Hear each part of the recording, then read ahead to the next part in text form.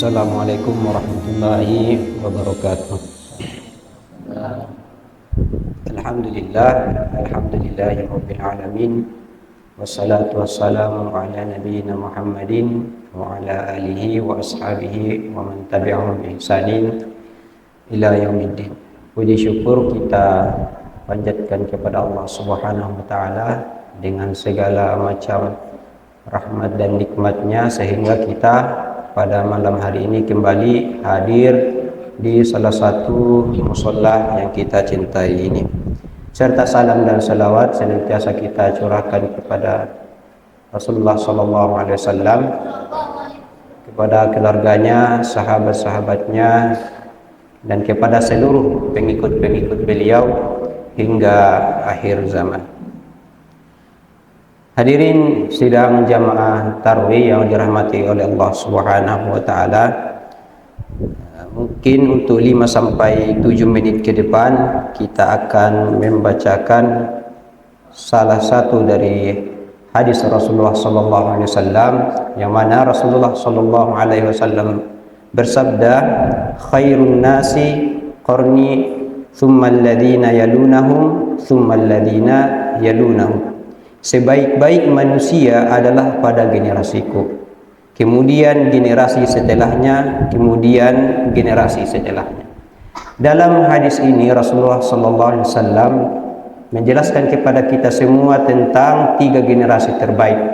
Yang ketiga adalah, atau yang pertama adalah generasi para sahabat yang hidup bersama Rasulullah SAW.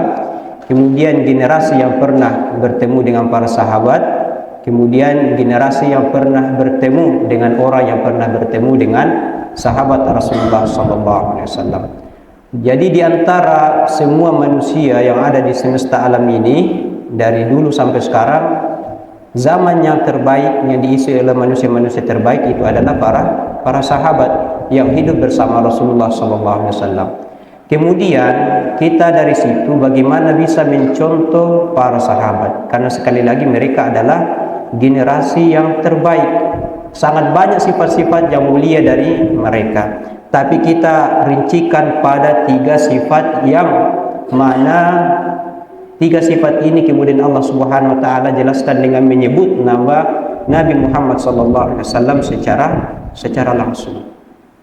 Kemudian Allah Subhanahu wa taala berfirman tentang sifat para sahabat, ada banyak tapi kita rincikan menjadi 3. Allah Subhanahu wa taala berfirman, Muhammadur Rasulullah walladzina ma'ahu asyidda'u 'alal kuffari ruhama'u bainahum tarahum ruk'an sujjadan yabtaguna fadlan minallahi wa ridwana simahum fi wujuhihim min atharis sujud.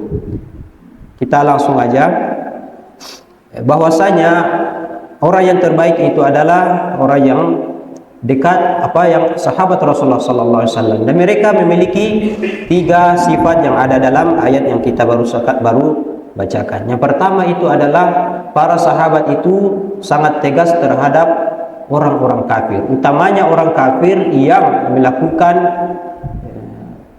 semacam perlawanan atau kesalahan-kesalahan yang mempunyai implikasi yang buruk terhadap kaum muslimin. Bagaimana kita yang datang kemudian bisa mencontoh dari sifat para sahabat ini yang mana mereka tegas kepada orang-orang kafir, sebagaimana contoh dulu ketika orang Yahudi yang berkhianat pada perang Khandaq kemudian dikepung, kemudian Rasulullah SAW memanggil salah seorang yang mana orang ini adalah sahabat yang sebelumnya dekat dengan orang-orang Yahudi yang dikepung tersebut, kemudian ditanyakan apa hukuman bagi orang-orang Yahudi ini.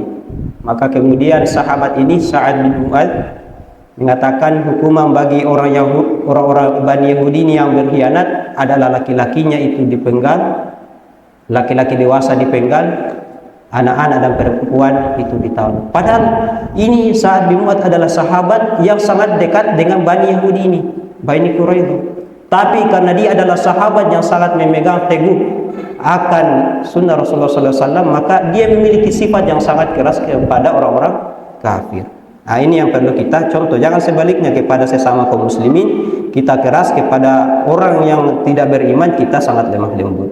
Kemudian yang kedua, Sifat kaum muslimin itu adalah mereka sangat berlemah lembut kepada sesama orang-orang yang beriman. Nah, ini langsung saja contohnya ketika terjadi hijrah. Bagaimana sahabat Ansar yang belum pernah bertemu dengan orang-orang Muhajirin, mereka bertemu langsung diberikan fasilitas. Nah, ini yang perlu kita contoh, saling berlemah lembut kepada sesama orang yang beriman. Dan yang terakhir, salah satu sifat dari para sahabat itu adalah mereka orang-orang yang menjaga salat.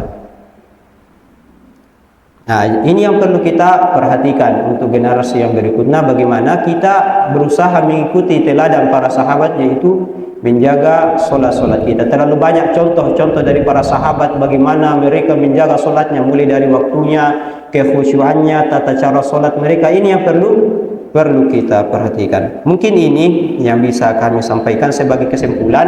Para sahabat adalah generasi yang terbaik. Bagaimana kita berusaha mencontoh mereka dengan sebaik-baik mungkin, dan di antara sifat-sifat terbaik para sahabat yang perlu kita contoh, yang pertama itu adalah keras kepada orang-orang kafir.